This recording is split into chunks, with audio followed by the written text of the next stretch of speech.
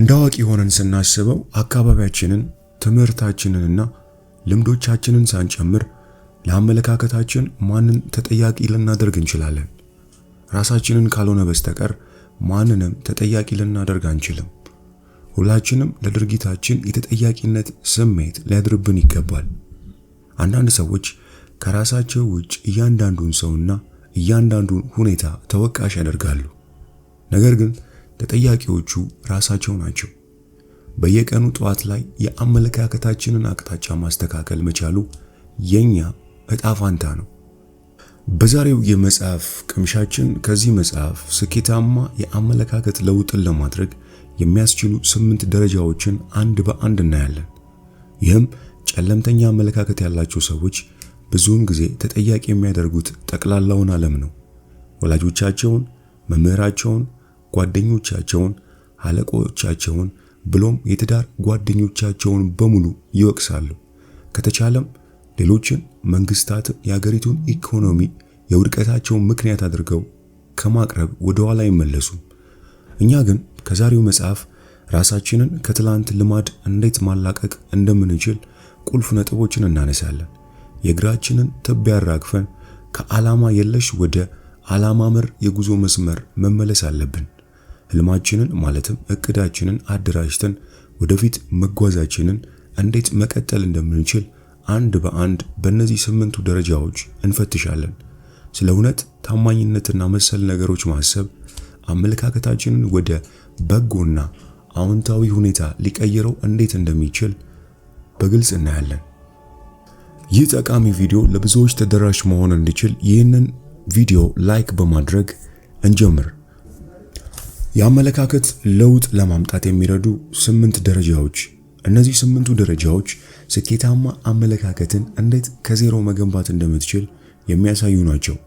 ይህም በጎ አመለካከት እንዲኖርህና ይህን አመለካከት በዘላቂነት ጠብቆ ለማየት የሚከተሉትን 8 ደረጃዎች በጥንቃቄ መከተል ይኖርብናል። ደረጃ 1 አትኩሮትን መቀየር፣ በጎ ነገሮችን መፈለግ። ከውስጣችሁ ጥሩ ነገሮችን መፈለግ ይኖርባችኋል። ትኩረታችሁ በህይወት በጎ ገጽታዎች ላይ ሊሆን ይገባል።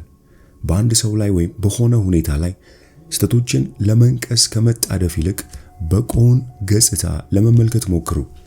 ብዙውን ጊዜ በዘለማዳዊ ተፈጥሯችን የለመድነው መጥፎውን ብቻ ነቅሶ ማጥጣት ስለሆነ በጎውን ሳናይ የምናልፍበት ጊዜ ይበዛል።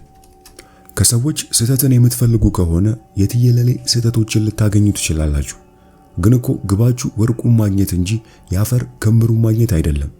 ስህተት ነቃሾች ከገነት ውስጥ እንኳን ስህተት እንደማያጡ መደራደር እንችላለን። ደግሞም ማንኛውም ሰው መጨረሻ ላይ የሚያገኘው አጥብቆ የፈለገውን ትኩረት የሰጠውን ነገር ነው። አሉታዊ አመለካከት ያላቸው ሰዎች ሁሌም ከመንቀፍና ከመተቸት አይቦዝኑም። አንዳንድ ሰዎች ምንም ይሁን ምን አንድን ነገር ለማጣጣል ሁሌ አፋቸው እንደሾለ ነው። አንድ ነገር ምን ያህል በጥራት እንደተሰራ ከማስተዋል ይልቅ ምን ያህል ስህተቶች ወይም ጉድለቶች እንዳሉበት ማሰላሰል ይቀናቸዋል። ማጣጣሉንና ማንቋሸሹን ሙያዊ ብለው የያዙት ይመስላል። አስተውሎ ለተመለከታቸው ይህን አድራጎታቸውን ስራዬ ብለው የያዙት ልክ የሆነ ሽልማት እንደሚያገኙበት አድርገው ነው። በእያንዳንዱ ሰውና በእያንዳንዱ ሁኔታ ላይ የሚቀናቸው ስህተትን መንቀስ ነው። እነዚህን ሰዎች በየቤተሰቡ በየቢሮና በማንኛውም ቦታዎች ታገኛቸዋላችሁ። በየቦታው ችግሮችን ሲለቃቀሙ ይውሉና ለሚያገኙት ሰው ሁሉ ሁኔታዎች እንዴት እየተበላሹ እንደሆነና ዓለም በመላ ለነዚህ ነገሮች ተጠያቂ እንደሆነ ይለፍፋሉ። እነዚህ ሰዎች በአጭሩ ኃይል መጣጮች ናቸው፣ ውጥረት አንጋሾች ናቸው ብለን ልንላቸው እንችላለን። ወደ አንዱ ካፍቴሪያ ሄደው 20 ሲኒ ቡናና ሻይ ጠጡና በላዩ ሲጃራ አከታትለው እያቦነኑ ለመዝናናት እየጣሩ እንደሆነ አድርገው ይናገራሉ። እያደረጉ ያሉት ግን በተቃራኒ በራሳቸውና በአካባቢያቸው በሚገኝ ሰው ላይ ጭንቀትና ውጥረትን ማስፈን ነው። መጥፎ ዜናዎችን በማራባት መጥፎ ገጽታዎችን አጉልተው ለማሳየት ሲሞክሩ ውለው ያመሻሉ። አንዳንድ ሰዎች ሁሉን ነገር በትኩረት የሚያጤኑት በመጥፎ ጎኑ ላይ ብቻ ነው። እንዲህ አይነት ሰዎች የሚታወቁባቸው የተለዩ ባህሪያቶች እነዚህ ናቸው። የሚነቅፉት ነገር ሲያጡ ደስታ ይርቃቸዋል። ጥሩ ስሜት ሲሰማቸው ከዚህ ባሰ መጥፎ ስሜት ሊሰማኝ ይችላል በሚል ስጋት ፍርሃት ያድርባቸዋል። አብዛኛውን የህይወት ዘመናቸውን የሚያሳልፉት በመቃወምና ቅሬታን በማሰማት ነው። ምን ያህል ጨለማ እንደሚሆን ለማየት ሲሉ መብራቱን ያጠፉታል። በህይወት መስታወት ውስጥ ስንጥቅ ፍለጋ ሁሌም ይባዝናሉ።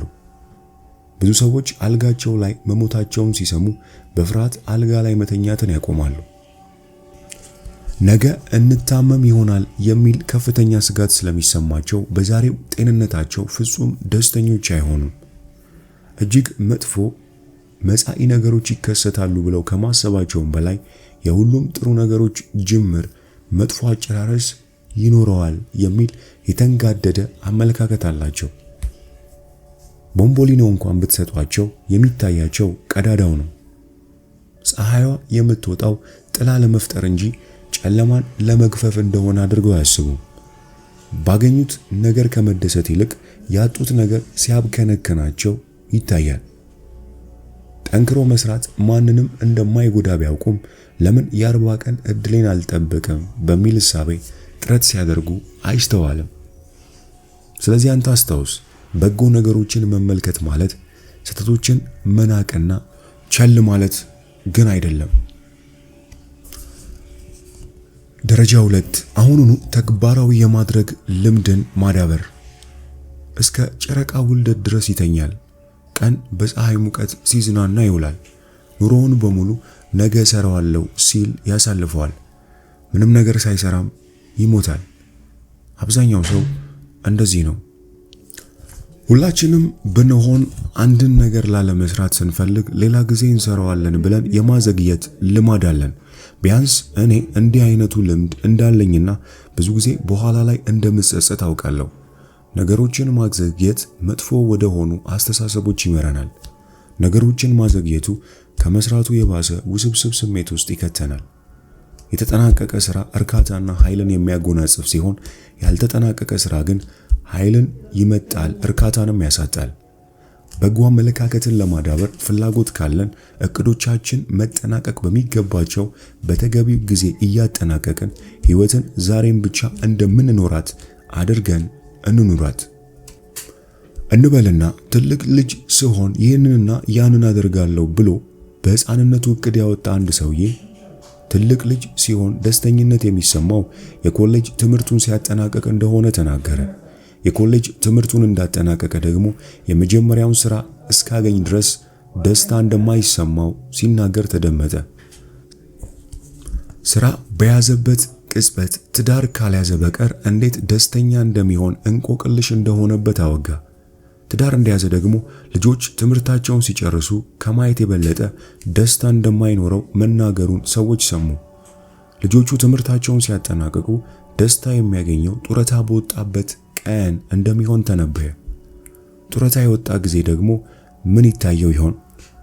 አንዳንድ ሰዎች ነገሮችን የማዘግየት መጥፎ ልማዶቻቸውን ኃይለኛና ጥልቅ በሆኑ ቃላት ጀርባ ሸሽገው ያዳብሩታል። ለምሳሌ ጥናት እያደረግኩበት ነው በማለት ድክመታቸውን በውብ ቃል ይሸነግሉታል። እነዚህ ሰዎች ያልተረዱት ነገር ቢሆን በጥናት ተቀጽላ የመሆን በሽታ እየተሰቃዩ እንደሆነ ነው። ሌላም እንመልከት። እየተዘጋጀውበት ነው የሚል አይነት አባባል አላቸው። ከአንድ ወር በኋላም እየተዘጋጁ ነው። 6 ወራት ካለፉ በኋላም ምላሻቸው እየተዘጋጀው ነው የሚል ነው። ታዲያ እኚህ ሰዎች ሰበብ የመፍጠር በሽታ ሰለባ እንደሆኑ ልንነግራቸው ይገባል። ህይወት እኮ የምትገዙትን ልብስ እንደመሞከር አይነት አይደለችም። ስለ ህይወት የፈለጋችሁትን ፍልስፍና ብትከተሉም ከዚህ ህይወት በተሰኘው ጨዋታ ውስጥ ያለን እድል አንድና በድጋሚ የማይገኝ ስለመሆኑ አትከራከሩ። ያንን እድል ማባከን የሚፈጥረው መዘዝ ከባድና እስከ ቀጣዩ ትውልድም ሊጓዝ የሚችል ነው። አሁን ስንት ሰዓት ነው? የት ነው ያለነው? ለሚሉት ሁለት ጥያቄዎች ምላሾቹ አሁንና እዚህ የሚሉ ቃላት ናቸው። ስለዚህ አሁኑን ያለንበትን ሁኔታ ምርጥና በጎ በማድረግ ላይ እንትጋ። በነገራችን ላይ ስለወደፊቱ ማሰብ የለብንም እያልኩኝ አይደለም፣ ግን የአሁን ጊዜያችንን ምርጥ ካደረግነው ለቀጣዩ ህይወታችን ምርጥ ዘር እየዘራን ነው ማለት ይቻላል። በጎ የስኬታማ አመለካከትን የማዳበር ጽኑ ፍላጎት ካለን ነገሮችን በይደር የማዘግየት ልምዳችንን እርግፍ አድርገን በመተው አሁኑኑ የመስራት ልምድ ማዳበር ይጠበቅብናል። በህይወት ውስጥ የመጨረሻዎቹ አሳዛኝ ንግግሮች እነዚህ ናቸው። ቢሆን ኖሮ፣ ባላደርገው ኖሮ፣ ላደርገው እችል ነበር እኮ፣ ባደርገው ጥሩ ነበር፣ ትንሽ ጠንቀቅ የማለቱን እድል አግኝቼው ቢሆን ኖሮ። አስታውስ፣ ዛሬ ልትሰራው የምትችለው በፍጹም ለነገ አታሳድረው። እርግጠኛ ነኝ ሁሉም አሸናፊዎች ነገሮችን ለነገ ማስተላለፍ ይገደዱ ነበር፣ ግን በፍጹም ለዚያ ስንፍና አልተንበረከኩም። ሰዎች ከሚቀጥሉት ቀናቶች ውስጥ በአንዱ አደርገዋለሁ ሲሉ ከሰማችሁ በፍጹም እንደማያደርጉት እርግጠኛ መሆን ትችላላችሁ። አንዳንድ ሰዎች ገና ከቤት ሳይወጡ መንገዱ ላይ ያሉ መብራቶች በሙሉ አረንጓዴ እንዲሆንላቸው ይፈልጋሉ። ያ ደግሞ የሚሆን አይደለምና ገና ሳይጀምሩት ተሸናፊ ይሆናሉ። ተሸናፊነታቸው ገና ከመነሻው ላይ ነው። ሌላ ጊዜ አደርገዋለሁ ማለትን አቁሙ። ነገሮችን ለሌላ ጊዜ ማስተላለፍን የምናቆምበት ትክክለኛው ወቅት ደግሞ አሁን ነው። ደረጃ 3 አመስጋኝ የመሆን ልምድን ማዳበር። ካጣነው ነገር ይልቅ ያገኘነውን እናስብ። ጽጌረዳ አበቦችን ለማሽተቱ ጊዜ ይኖረን። መቼም ሰዎች በድንገተኛ አደጋ ሽባ ሲሆኑ አሊያም አይናቸው ሲታወር በካሳ ክፍያ ሚሊዮን ዶላሮች ሲፈረድላቸው መስማት የተለመደ። ታዲያ ማናችንን በእነዚህ ሰዎች ምትክ ሆነን ለመገኘት የምንመኘው? እርግጠኛ ነኝ ብዙዎቻችን እንደዚህ አይነት መሆን አንመርጥም። ስለሌሉን ነገሮች በጣም ከማማረራችን የተነሳ ያሉንን ጸጋዎች አብዝተን ረስተናቸዋል ማለት ይቻላል። ብዙ ለማመስገን የሚያበቁ ጸጋዎች እንዳሉን እንገንዘብ እንጂ ስለሌለን ነገር አናማር። ባለን ተደስተን ይብቃን ማለት እጃችንን አጣምረን እንቀመጥ ማለት ግን አይደለም። ስላለን ነገር ማመስገን በቃም ብሎ ከመቀመጥ ጋር በፍጹም አያያዝም። ምናልባት በቃኝ ብሎ እንደመቀመጥ አድርጋችሁ ተረድታችሁት ከሆነ ወይ እኔ ሐሳቤን በማስተላለፍ በኩል ደካማ ነኝ አሊያም እናንተ መርጦ አድማጮች ናችሁ ማለት ነው። ስለዚህ አብዛኞቹ ድብቅ ጸጋዎቻችን ወይም ሀብቶቻችንን የምናገኛቸው ልናመሰግንባቸው ከሚገቡና ካሉን ነገሮች ውስጥ ነው። ስለዚህ የሌሉንን ነገሮች ማማረር ትተን ባሉን ነገሮች ሁሌም መደሰትን እንወቅበት። ደረጃ 4 ሁሌም በተከታታይነት ለመማር ትጋ። እስቲ ዘውትር ከምናደርገው ከመደበኛው ክንዋኔ ወጣ እንበል። በየዕለቱም ራሳችንን ለማስተማር እንትጋ። እውነተኛ ትምህርት አእምሮንና ልብን ነው የሚቀርጸው። ያልተማረ ሌባ ከባቡር ውስጥ ያገኘውን ሰርቆ ሊወስድ ቢችልም የተማረ ሌባ ግን ባቡሩን ጠቅላላውን የባቡሩን ሐዲድ ሰርቆ እብስ ሊል ይችላል። መታገል፣ መፎካከር ያለብን የትምህርት ደረጃችንን ለማሻሻል ሳይሆን ዕውቀትና ጥበብን ለማግኘት መሆን አለበት። ዕውቀት እውነታዎችን መቃረም ሲሆን፣ ጥበብ ደግሞ ነገሮችን ቀላል ማድረግ ነው። አንድ ሰው በከፍተኛ ነጥብ ዲግሪዎችን ይዞ እንኳን በበቂ ሁኔታ የተማረ ላይሆን የሚችልበት አንዱ ምክንያትም ይኸው ነው። ከምንማረው ነገር ሁሉ እጅግ ጠቃሚው መማር ነው። ሰዎች መማርን ከማስታወስ ወይ ከመሸምደድ ችሎታ ጋር ሲያምታቱት ይታያል። ያለ ስነ ምግባር በትምህርት ብቻ መጎበዝ የማህበረሰብ ብሎም የሀገር ቀውስን ሊያስከትል ይችላል። ብዙውን ጊዜ ሲነገር የምንሰማው አባባል ዕውቀት ኃይል እንደሆነ ነው። እውነታው ግን የዚህ ተቃራኒ ነው። ዕውቀት መረጃ ነው። ዕውቀት የእምቅ ኃይልን ማቀጣጠያና መነሻ ነው። ይህ ኃይል ወደ ሙሉ ኃይልነት መቀየር የሚቻለው ደግሞ ተግባር ላይ የዋለ ከሆነ ብቻ ነው። ማንበብ በማይችልና ማንበብ እየቻለ በማያነብ ሰው መካከል ያለው ልዩነት ምንድን ነው? መልሱን ቤን ፍራንክሊን እንዲህ ሲል ባጭሩ አስቀምጦታል። ምንም ልዩነት የላቸውም። መማር ልክ እንደ መመገብ ነው። ይሁንና ቁም ነገሩ ምን ያህል መጠን ምግብ ተመግበናል የሚለው አይደለም፣ የተመገብነው ምን ያህል ተዋህዶናል የሚለው እንጂ። ዕውቀት እምቅ ኃይል ሲሆን፣ ጥበብ እውነተኛው ተግባር ላይ የዋለ ኃይል ነው ማለት ነው። ትምህርት ብዙ ደረጃዎችን ያካተተ ነው። ዝም ብሎ የክፍል ደረጃዎችን መቁጠር አሊያም ዲግሪዎችን መሰብሰብ ብቻ አይደለም። መማር ማለት አንደኛ ተሰጥኦን መገንባት፣ ሁለተኛ ስነ ምግባርን ማነጽ፣ ሶስተኛ የማዳመጥ ክህሎትን ማዳበር፣ አራተኛና የመጨረሻው ተዘውታሪ በሆነ መልኩ ለመማር መጓጓት የሚሉ ናቸው። አእምሮአችንን ልክ እንደ ጡንቻዎቻችን ነው። ባሰራነው መጠን ጥንካሬው ይወሰናል። ስለዚህ አስታውሱ፣ ሰውነታችንን በየቀኑ ተመጣጣኝ ምግብ ማግኘት እንደሚያስፈልገው ሁሉ አእምሮአችንም በየጊዜው ገንቢ በሆኑ አስተሳሰቦች መገንባት ይኖርብናል። ከዚህኛው አረፍተ ነገር ውስጥ ሁለቱ ቁልፍ ቃላት ገንቢ ምግቦችና ገንቢ ሐሳቦች የሚሉት ናቸው። ሰውነታችንን የማይረቡ ምግቦች ከመገብነው እንደሚታመመው ሁሉ አእምሮአችንን መጥፎ ሐሳቦችን ካስተናገድንበት ይታመማል። በሕይወት ሩጫ በትክክለኛው መስመር ላይ ለመሮጥ ከፈለግን አእምሮአችንን ገንቢ ሐሳቦች ልንመግበው፣ ዕለት ዕለት ራሳችንን ልናስተምር፣ ለመማርም ለመጓጓት አለብን። ለምሳሌ የማያቋርጥ ገንቢ ትምህርት በጎ ወደ ማሰብ ሊመራን ይችላል። በጎ ሐሳቢዎች በልምምድ ወቅት ውስጣዊ በራስ መተማመን የማሸነፍ ስሜትን በሚገነቡ አትሌቶች ይመሰላሉ። ልምምድ ካልሰሩ በውድድሩ ወቅት ብቁ ተወዳዳሪ መሆን አይችሉም። በራስ መተማመናቸውና የማሸነፍ ስሜታቸውን የሚጨምረው የሰሩት ብርቱ ልምምድ ነው። እንደ አትሌቶች ሁሉ በጎ ሐሳቢዎችም በየቀኑ በጎ ተግባራትን በማሰብና በመተግበር በራስ መተማመናቸውን ያዳብሩታል። አንዳንዴ ሊያጋጥሙን የሚችሉትን መጥፎ አጋጣሚዎች ለመቋቋም የምንችለው ውስጣችን በጎ ኃይል የተሞላ ከሆነ ብቻ ነው። የዛኔ መጥፎ አጋጣሚዎችን ተቋቁመን በድል እንወጣቸዋለን። በጎ ሐሳቢዎች ሕይወታቸውን በዘፈቀደ የሚመሩ ሞኞች አይደሉም። ገደባቸውን በትክክል የሚያውቁና ለጠንካራ ጎናቸው ቀዳሚ ትኩረት ሰጥተው የሚንቀሳቀሱ ሰዎች ናቸው።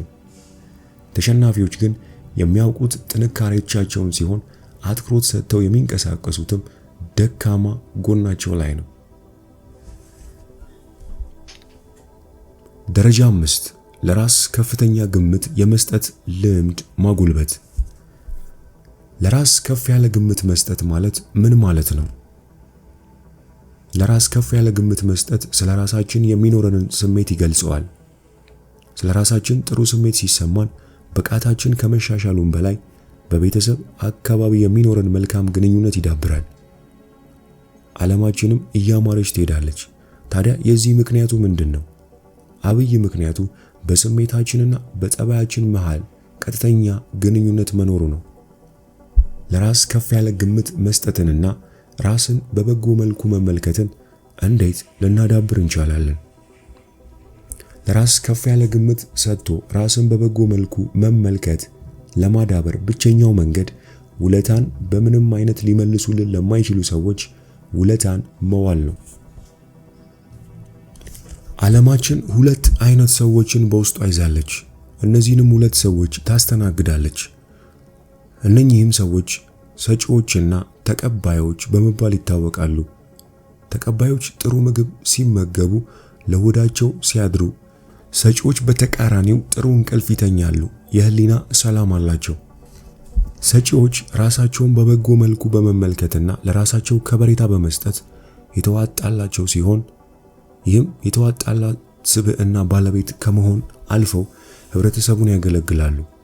እንዲህ ስል ታዲያ ህብረተሰቡን አገለግላለሁ እያለ ራሱን ስለሚያገለግለው ፖለቲከኛ እያወራው እንዳልሆነ ልብ በሉልኝ። የሰው ልጅ እንደመሆናችን መስጠትና መቀበል በተፈጥሮ የታደልነው ስጦታ ነው። ነገር ግን ለራሱ ከፍ ያለ በጎ ግምት የሚሰጥ ስብዕና ያለው ሰው መቀበል ብቻ ሳይሆን መስጠትም ይኖርበታል። አንድ ሰው መኪናውን እያጠበ ሳለ ጎረቤቱ ብቅ ብሎ እንዲህ አይነቱ መኪና ከየት አገኘኸው እባክህ ሲል በአድናቆት ጠየቀው። ሰውየው ኮራ ብሎ ወንድሜን የሰጠኝ ሲል መለሰለት። ጎረቤቱም እኔም እንዲህ አይነቷ መኪና እንድትኖረኝ እመኝ ነበር ሲል ሰውየው ቀበል አድርጎ መመኘት ያለብህ የኔ አይነት ወንድም እንዲኖር ነው እንጂ ይለዋል። ይህን ጊዜ የጎረቤትየው ሚስት በመስኮት ብቅ ብላ እኔ ግን ወንድምየውን መሆን ብችል ደስ ይለኛል ስትል ምኞቷን ገለጸች። ደረጃ 6 ከጸለምተኛ አስተሳሰቦች መራቅ። በቀላሉ የሚታለል አእምሮ በመገናኛ ብዙሃን መሰል ተጽዕኖ ፈጣሪዎች ስር በቀላሉ የመውደቅ እድሉ የሰፋ ነው። የዕድሜ እኩያ ተጽዕኖዎች በሕፃናት ታዳጊዎች ላይ ብቻ ሳይሆን በአዋቂዎችም ዘንድ ይንጸባረቃል። ለራስ ዝቅተኛ ግምት መስጠት የምንፈልገው ነገር ሲቀርብልን አይ ይቅርብኝ አመሰግናለሁ ማለት እንዳንችልና ከጨለምተኛ አስተሳሰቦችም እንዳንርቅ ያደርገናል። ለመሆኑ ጨለምተኛ አስተሳሰቦች የምንላቸው ምንድናቸው? እንደ ንስር መብረር ስንፈልግ የንስር የበረራ ቴክኒኮችን ማጥናት ይጠበቅብናል። ስኬታማ ከሆኑ ሰዎች ጋር ህብረትን ከፈጠርን በቀላሉ ሊሳካልን ይችላል። ከአሳቢዎች ጋር ስንወዳጅ አሳቢዎች፣ ከሰጪዎች ጋር ስንውል ደግሞ ሰጪዎች እንሆናለን። ከጸለምተኞች ጋር ከተጣመድን ደግሞ ጸለምተኛ የመሆን እድላችንን እናሰፋዋለን። ሰዎች ስኬታማ ህይወትን ሲጎናጸፉ ብዙዎቹ ጎትተው ሊያወርዳቸው ይፈልጋሉ። ከነዚህ ሰዎች ጋር ካልታገላችሁ አሸናፊ ትሆናላችሁ። በማርሻል አርትስ ላይ አንድ ሰው ዱላ ሲዘነዝሩባችሁ ዞር ብላችሁ እንድታሳልፉት ትመከራላችሁ። ይህ የሚሆነው መከላከሉ ኃይል ስለሚጠይቅ ነው። ለመከላከል የምታወጡትን ኃይል በሌላ ውጤታማ እንቅስቃሴ ላይ ልታውሉት ትችላላችሁ። ወደ እነርሱ ደረጃ ወርዳችሁ እንድትታዩ ከሚፈልጉ ሰዎች ጋር በታገላችሁ ቁጥር ወደ እነርሱ ደረጃ ትወርዳላችሁ። የዛኔ ከእነርሱ ጋር እኩል ስለምትሆኑ ምንም የሚቃወማችሁ፣ ማንም የሚታገላችሁ፣ ማንም የሚጎትታችሁ አይኖርም። ስለዚህ ጸለምተኞች ከደረጃችሁ ዝቅ ያደርጓችሁ ዘንድ አትፍቀዱላቸው። ምክንያቱም እነርሱ የሚፈልጉት የነሱን ምድብ እንድትቀላቀሉ ነውና። ደረጃ 7 መስራት የሚገባቸውን ነገሮች በውዴታ መስራትን ተማሩ። የግድ መሰራት የሚገባቸውን ነገሮች በመስራት ጀምሩ። ከዚያም የሚቻለውን ያህል መስራት ጀምሩ። የዛኔ የማይቻለውን እየሰራችሁ እንደሆነ ትረዳላችሁ። አንዳንድ ነገሮች ወደድንም ጠላንም ሊሰሩ ወይም ሊተገበሩ የግድ ነው። ለምሳሌ የእናት ልጇን ተንከባክቦ ማሳደግ የማይቀር ስራዋ ነው። ምናልባትም ስራዋ አስደሳች ላይሆንና በምትኩ ስቃይ ፈጣሪ ሊሆን ይችላል። ግን ተግባራዊ እያደረግነው ስንሄድ የማይቻለውን መቻል እንጀምራለን። የመጨረሻውና 8ኛው ደረጃ 8 ቀኑን በበጎ ነገር መጀመር። ጧት ገና ከእንቅልፋችሁ ስትነሱ በጎ የሆነን ነገር ለማንበብ አሊያም ከሬዲዮ ከሶሻል ሚዲያ በጎ ዜናን ለማድመጥ ሞክሩ። ሰላማዊ እንቅልፍ አግኝተን ካደርን በኋላ አእምሮቻችን የሰጡትን የሚቀበልና እንደፈለግነው ልንቀርጸው የምንችለው ይሆናል። በጎ ነገር ቀናችንን መጀመር ውሏችንን በጎ እንዲሆን ከፍተኛ ሚና ይጫወታል። በእርግጥ በጎ ነገሮችን በህሊናችን መቅረጽና በበጎ ምግባሮች ላይ በተደጋጋሚ በመሳተፍ የበጎ ልማድ ባለቤቶች መሆን ይኖርብናል። በየቀኑ የምናደርገው ልምምድም በጎ ስነ ምግባር የህይወታችንን አንድ አካል እንዲሆን መንገድ ይከፍታል። የሃርቫርድ ዩኒቨርሲቲ ዊሊያም ጄምስ በአንድ ወቅት ህይወትህን ለመለወጥ ፍላጎቱ ካለ በፍጥነት ተግባራዊ አድርገው ብሏል።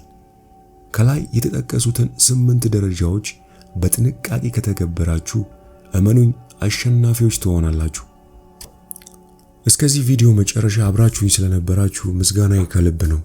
እኔ በግል ከዚህ መጽሐፍ የወሰድኩትን ሐሳቦች እንደ ቦነስ የምሰጣችሁ ይሆናል። ይህም አሸናፊና ተሸናፊዎችን እያነጻጸረን እንመልከት።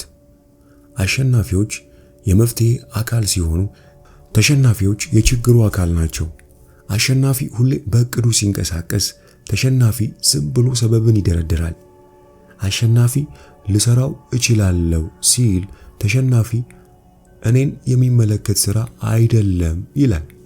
አሸናፊ ለእያንዳንዱ ችግር መፍትሄ ሲታየው፣ ተሸናፊ ከእያንዳንዱ መፍትሄ ችግርን ያወጣል።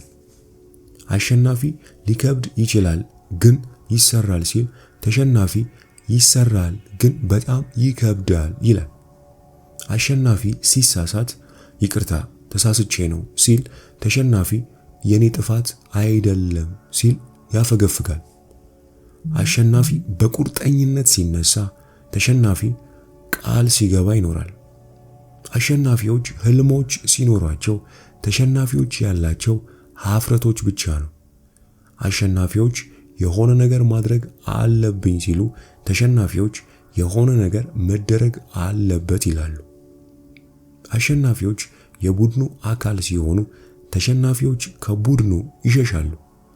አሸናፊዎች የተገኘውን ድል ሲመለከቱ፣ ተሸናፊዎች የተከፈለውን መስዋዕትነት ይመለከታሉ። አሸናፊዎች መልካም ዕድልን ሲያማትሩ፣ ተሸናፊዎች ችግሮች ላይ ያነጣጥራሉ። አሸናፊዎች ሁሌም የሁለትዮሽ አሸናፊነትን ድል ሲታያቸው፣ ተሸናፊዎች እነርሱ ሲያሸንፉ ሌላው መሸነፍ እንዳለበት ያምናሉ። አሸናፊዎች ለተግባራዊነቱ ተነሳሽነት ሲኖራቸው፣ ተሸናፊዎች ያለፈውን ተግባር ብቻ ያሰላስላሉ። አሸናፊዎች አስበውና መርጠው ሲናገሩ፣ ተሸናፊዎች እንደመጣላቸው ይዘባርቃሉ። አሸናፊዎች ለስለስ ባሉ ቃላት ጠንካራ ሐሳቦች ላይ ሲያነጻጽሩ፣ ተሸናፊዎች ለማይረባ ጉዳይ ጠንካራ ቃላትን ይጠቀማሉ። አሸናፊዎች በመሰረታዊ ጉዳዮች ላይ ጽኑ አቋሞቻቸውን እንደጠበቁ በጥቃቅን ጉዳዮች ላይ ሲከራከሩ፣ ተሸናፊዎች ግን በጥቃቅን ጉዳዮች ላይ በጽናት ቆመው መሰረታዊ ነገሮች ላይ ይዋልላሉ። አሸናፊዎች በአንተ ላይ እንዲደረግ የማትፈልገውን ሌሎች ላይ አታርግ የሚል እምነት ሲኖራቸው፣ ተሸናፊዎች አንተ ላይ ሳያደርጉብህ በፊት ቀድመህ አድርግባቸው የሚል እምነትን ይከተላሉ። አሸናፊዎች ነገርን ሲፈጥሩ፣ ተሸናፊዎች ነገሮችን በራሳቸው ጊዜ እንዲፈጠሩ ይጠብቃሉ። አሸናፊዎች ለማሸነፍ አቅደውና ተዘጋጅተው ይንቀሳቀሳሉ። ቁልፍ የሆነው ቃላቸው መዘጋጀት የሚል ነው። በመጨረሻም ይህንን መጽሐፍ እነዚህን ተግባራዊ ልምምዶች በሕይወታችሁ ላይ እንድትለማመዱ እየሰጧችሁ የዛሬውን የመጽሐፍ ቅምሻ እንቋጨው። ተግባራዊ ደረጃዎች። ባይሳካልህ ቅር ሊል ይችላል፣ ካልሞከርክ ግን ትረገማለህ። ይህንን ምዕራፍ ከላይ በዝርዝር ባየናቸው 8ቱ ተግባራዊ ደረጃዎች እንቋጨው። አንደኛ፣ አትኩሮታችሁን መቀየር፣ በጎ ነገሮችን መፈለግ። ሁለተኛ፣ አሁኑኑ ተግባራዊ የማድረግን ልምምድ አዳብሩ። ሶስተኛ፣ አመስጋኝ የመሆንን ልምድ አዳብሩ። አራተኛ፣ ሁሌም በተከታታይ ለመማር ትጉ። አምስተኛ፣ ለራስ ከፍተኛ ግምት የመስጠትን ልምድ አጎልብቱ። ስድስተኛ፣ ከጸለምተኛ አስተሳሰቦች እንዲሁም ሰዎች ራቁ። ሰባተኛ፣ መስራት የሚገባችሁን ነገር በውዴታ እንጂ በግዴታ መስራትን አቁሙ። ስምንተኛ፣ ቀኑን በበጎ ነገር ጀምሩ። ይህን ተግባራዊ እርምጃ በሕይወታችሁ ላይ በመሞከር ይህንን መጽሐፍ ወደ ሕይወታችሁ በማስገባት ተጠቀሙበት። አንደኛ፣ እነዚህን ተግባራዊ ደረጃዎች ማለትም እነዚህን 8ቱን የበጎ አስተሳሰብ ደረጃዎች የመገንባት ሂደቶች 3 በ5 ኢንች በሆነ ካርድ ላይ አስፍሯቸውና ለሚከተሉት 21 ቀናት ቀን በቀን አንብቧቸው። ይህንንም ዘውትር በምታዩበት ቦታ መስታወት ላይ ልትለጥፉት ትችላላችሁ። በሚቀጥሉት 30 ደቂቃዎች ውስጥ ማለትም ከዚህ ቪዲዮ በኋላ እስክሪብቶና ወረቀት በማዘጋጀት የሚከተሉትን እነዚህን ጥያቄዎች ለመመለስ ሞክሩ። እያንዳንዱን ደረጃዎች በቤት ውስጥ፣ በስራ ቦታ፣ በማህበራዊ ግንኙነት እንዴት ልትጠቀሙባቸው ትችላላችሁ? ቀደም ሲል ያየናቸውን በጎ አመለካከትን የመገንባት 8ቱን ደረጃዎች በቤት ውስጥ፣ በስራ ቦታ፣ በግንኙነት ወይም በማህበራዊ ህይወታችሁ እንዴት ተግባራዊ ልታደርጓቸው ትችላላችሁ? እንዲሁም ልትቀይሯቸው የምትፈልጓቸውን ነገሮች አንድ በአንድ በዝርዝር ጻፉ። ከዚያም እያንዳንዱ ለውጥ ለእናንተና ለሌሎች ምን እንደሚጠቅም በዝርዝር ለመግለጽ ሞክሩ። በመጨረሻ የጊዜ ሰሌዳ አዘጋጁና ለለውጥ በቁርጠኝነት ተነሱ። የዛሬ የመጽሐፍ ቅምሻችንን ይመስል ነበር። የዛሬው የመጽሐፍ ቅምሻ ለአሸናፊነት መገዛት ወይም you can win ከሚለው መጽሐፍ የተወሰደ ነበር። ይህንን ሙሉ መጽሐፍ በአማርኛ የምትፈልጉ ብቻ ከታች ባለው የቴሌግራም ሊንክ አድራሻ ልትጽፉልን ትችላላችሁ። ከዛሬው የመጽሐፍ ቅምሻችን የትኛው ሐሳብ ተመቻችሁ? የትኛው ሐሳብ መሰጣችሁ? የትኛው ሐሳብ ከህይወታችሁ ጋር ይሄዳል? ኮሜንት ላይ ጻፉልኝ።